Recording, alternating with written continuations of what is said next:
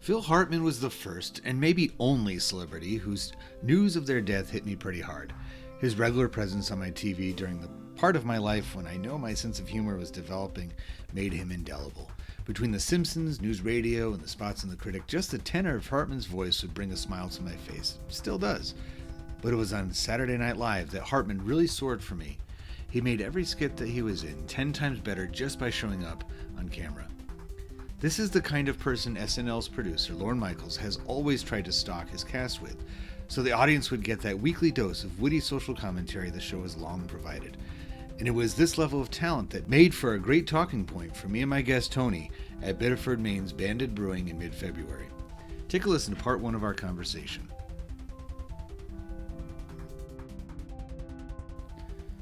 Recorded live from Biddeford, it's sometime on Tuesday! Alright, well, I'm here at Banded Brewing in Biddeford, Maine, and I've had a great day so far talking with people about everything from the Ben Casey theme song to Pizza Hut in the 1980s and 90s and Terminator 2, and it seems to be kind of hovering around, with the exception of that Ben Casey one, hovering around the late 80s, early 90s. And so I have Tony here, and we're going to talk about Saturday Night Live in the Phil Hartman era, that one of its golden ages of the show. Now, the show itself is a product of the 70s. You know, the original SNL lineup and the whole concept of it was from the 70s. But by the time you get to a decade later, we're talking 88, 89, early 90s, what role or status had SNL become in your life and maybe across the country? Yeah, I mean, I just remember from a really early age watching Saturday Night Live, and I think the earliest I remember is like Eddie Murphy days and like when it was really big. That was the 80s, yeah. And there were times over the years where it kind of, the cast, you know, was like, oh, SNL is dying, it's never gonna, you know, it's not gonna survive. And now we're what, 48 years, I right. think. You know, you're talking about the Phil Hartman years. Phil Hartman, you know, Dana Carvey, Martin Short, that whole thing, and it was just such a great cast, and you always knew you were going to get a good show. I mean, I stayed up before we had DVRs. Right. You know, I would stay up late on a Saturday night. My mom was very understanding. When I was a young age, she knew I loved the show, and she did too.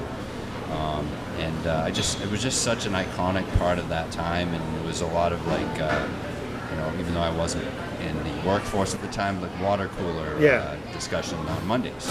I've seen lots of interviews with SNL alum, and you know, they said that the city of New York was always their biggest gauge. Like the next day, you know, because that's something that they make a point of, and Phil Hartman had some of the best, you know, like live from New York openings. Like he could do that, like look at the camera and say live from New York on Saturday night so well. But that was a New York show. Yeah. And they said on Sunday, you know, the next day, as they're going around, and then obviously on Monday, they would get their feedback immediately. And it seemed like the New York audience was the one that matters most. Like, yeah, that skit about, you know, whatever, that sucked. You know, don't do that again. Okay, we won't do that. A lot of work went into every, you know, it was a live show, so they had to get ready like Monday morning. They'd get their guest star, and they would start writing their skits, and they would have to do rehearsals by Friday, and it was a whole big thing. And yet we were there, so I remember same kind of thing. I would ask permission to stay up maybe on this every now and then, and my parents seemed to be always okay with that, because that was the era of like really high quality skits. Absolutely. You know, what were some of the recurring characters and skits that you liked the most in that era? Oh man, I mean, so now we're talking late 80s, early 90s. Was when I was in high school and then college. I mean, I got out of college in 92, so, you know, just, I remember I used to do an imitation. So Martin Short did this great character, Nathan P. Thurm, and then he did Ed Grimley. Yep. Ed Grimley was the guy who loved Pat Sajak. I used to do an imitation of him, and my mom used to crack her up every time. But he, you know, Martin Short had just a bunch of great characters. And I loved when they would do, and this is probably more in the 80s, they would do the fake, like, documentaries, or like the 60 Minutes piece. Yeah. You know, we're investigating this, and think I'm probably going back a little further with Chris Guest and Martin Short were the Olympic synchronized swimmers. Oh yes, yeah. But they were brothers, and Martin Short's character had a nose plug and a cap and like floaties on his arms or a life vest or something. But Martin Short had a lot. But Phil Hartman, I just remember, because we were talking about him earlier, he could do almost anything. Yeah. He would do Bill Clinton. He would do these throwback, like, 40s or 50s actors. Caveman lawyer. Like, yes. Even Oh, my God. That was great. great. His weakest characters were so funny. Yeah. If anybody else played him but him, it wouldn't have been as good. But he Yeah. had that, just like the tone of his voice, like the way Yeah. the inflections and stuff. He was always at the top of the game. That's how our conversation started before our recording, was that when he died, I remember like getting into the car after baseball practice or something. My mom, it was on the radio, and she was like, "Oh yeah, Phil Hartman was killed." And I was like, I remember actually, I was like the first and maybe one of the only celebrity deaths that I was like, like that could kind of hurt. Because I'm like, And I remember that was because he lent his voice to The Simpsons all the time in that era, the same time period.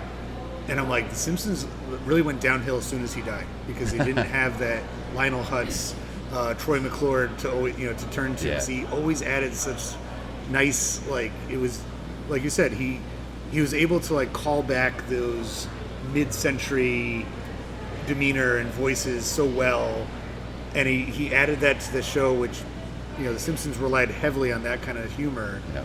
It was such a big loss. And then of course SNL, like that was, his, it was like his playground. That age was like him just being able to do whatever he wanted. I mean, that was a great run when he was there. He had that cast, Short, Phil Hartman, Chris Farley was another one that, they just, it was funny because they had, I think it was not too long after that kind of run with those cast members and others like Chris Rock.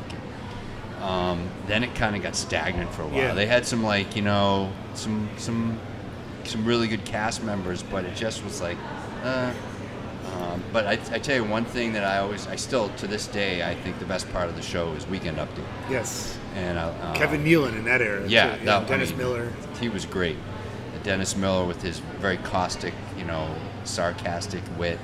And nowadays, like, we're talking now, current is Michael Che and Colin Jost. Those guys are great. Yeah. And they're not in any other part of the show, but Right. they're writers. But that was, to me, it was always a highlight, because you knew when you saw the musical guest, you knew when they came back from commercial, it was always going to be Weekend Update. So, if I was kind of like nodding off before the DVR days, I'd have to like force myself to stay awake because Weekend Update was going to come on. That's such a great way of putting it, because that was like, the show has changed a lot, and I think a lot of that is response to the YouTube. They do a lot less of the actual live stuff. It seems like every episode now has a sketch or something that they filmed separately and then just air it on Saturday night. But the pattern of the show, by the late 80s, early 90s, because they didn't have that originally. They had like stand-up comedians early on, and they didn't get their footing until that time. Right. So much so that they had the same kind of pattern every week. It's like you said, okay, the first time the musical act comes on, what's, commercial break, Weekend Update's going to show up, and it's going to be hilarious. Even when Norm Macdonald took over that job, he was doing that. I loved him too. 90s too, because he was all about OJ stuff. He doubled down on OJ with that. But you're right. I feel like late 90s, early 2000s, they lost a few of those key members of the crew, of the cast and they seem to go too much into recurring characters. Like the cheerleaders that, what was his name? Will Ferrell? Yeah, Will Ferrell and Sherry O'Terry. Sherry O'Terry would do it. It's like, on occasion this would be funny, but every week, come on. You can't, you water it down a little bit when you do it too much, I think. Molly Shannon's Mary Catherine Gallagher thing every week. It almost became too scheduled by that point, where it's like in the age of Toonces the Cat. Remember those skits? And I was actually just talking earlier with somebody else about Terminator 2. I remember the episode with the woman who played Sarah Connor, Linda Hamilton, was the guest star, and they did, of course, Terminator related stuff, and Phil Hartman played the Terminator in the Toonses skit. saw that one. And he's Wow. like, he's running along, says like, "Go faster." Yeah. He did the voice perfectly, and it was like Toonses is a Terminator cat, and they keep going off the cliff with Toonses the cat, and I'm like, it had just enough, I don't want to say danger, but like unpredictability in that age. Like they could come up with, because those minds were involved.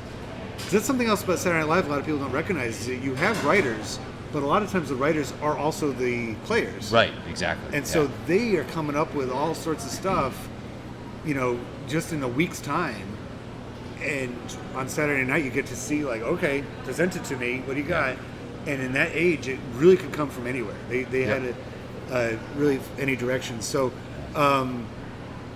what does that say about American society at large in that late 80s, early 90s, that they could pull from a lot of different areas and it was still hilarious? What does that tell you about that era in history for the country? Oh, wow, that's a good question. I mean, and I don't know if I'm going to answer this correctly, but I just think they did and always have done a good job of just using what's going on in the real world in the news and taking that and spinning it and making it funny. Right. When sometimes maybe it wasn't, or, American presidents have always been punching bags for Saturday Night Live, and they doesn't matter if it's red, blue, you're gonna take your hits. Some take more than others, but I just think they've just always done a good job of just seeing what's the real news, and let's use that. Not just like Weekend Update does a great job of that, but I think they do it in some of the regular skits as well. And they just always kind of had a good. There were maybe times in the history of the show where they weren't so good at that, but mostly I think they had a good job of having their finger on the pulse of like, okay, I think this could be funny if we did this. Right. One of my favorite skits of all time was, and I can't remember what year it was, but it was Alec Baldwin. It was a Christmas one, and it was like a national broadcasting, show, and so you can see them, the two NPR, National Public Radio, the two women that are the hosts, and there's Alec Baldwin. So you can see it and visualize, but you picture listening to it on the radio, and it was Pete Schweddy. Yep. And his company has this Sweaty Balls. Yes, and I remember that one. All the stuff they said in that, and they were dead serious. The delivery, Yeah. they never went out of character. That tends to be my favorite, and I know I'm not alone in this, but my favorite kind of humor is when it's like this close to reality. Yes. It's like paper thin. Yeah. And I remember that one specifically because it sounded, if you close your eyes, you're like, I'm listening to NPR right now. Right. Because they did the voices perfectly. Yeah. That like where they were like, all right, well, we got it.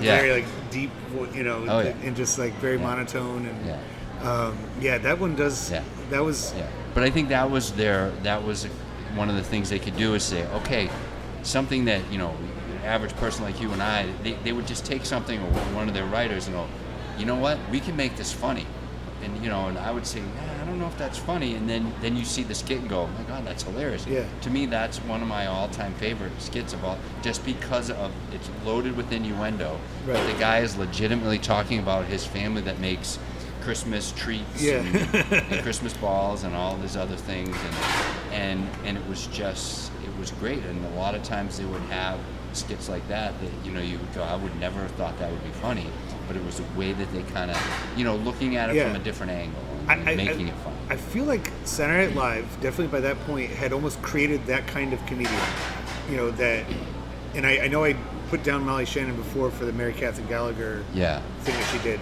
but because she was in that skit. Yes, she was one of the. She was one, and I remember seeing her on Conan one time, and Conan was a writer for SNL before he became. That's right. Late night guy, and he worked for The Simpsons too. And he was asking her one time, like, "Oh, what other characters have you kind of toyed with?" And I remember her saying something like, "Oh, like those women or those girls are always cold, And she started doing like this, like no matter what, like they always need a sweater. And I'm like, that's hilarious. Yeah. because we all know somebody like that, you know, Exactly. and all she had to do is that slight little impression, and so I feel like because of the status that SNL achieved by the time we get to late 80s, and that's no coincidence, around the same time Seinfeld has his show, Right. where it's a show about just everyday stuff, Show about nothing, yeah. like, But again, looking at it from a different perspective. right, and yeah. just like saying, now, you know, it's like we've created this kind of comedian, and, you know, Conan definitely had a role with that, of like, and he did it all the time on his show, where he would just go out, you know, his best stuff was when he would go out to the, you know, whether it would just be down the block from, you know, Rockefeller Center, and interact with people, and just his Yeah. remotes were always so wonderful, because that is reality. He wasn't doing a parody, he wasn't doing a skit, he was like immersing himself, Sure. and just, you know, improvising as he goes. And so it's like, had SNL crashed and burned, if it didn't develop into what Lorne Michaels got it to be, it wouldn't have achieved that status, and it also wouldn't have created that kind of humor. You know, Right. that like every week we get a little like mirror put up, basically. You know, every Saturday, here's what we've been up to for the last week, Yeah. and here's a funny take on it. Yeah. And they mastered it in that era. That was the end of part 1 of my conversation with Tony about Saturday Night Live. Part 2 will come out next week, but if you want to hear it early, head on over to Substack or Patreon.com and search for the Everything is Primary Source podcast.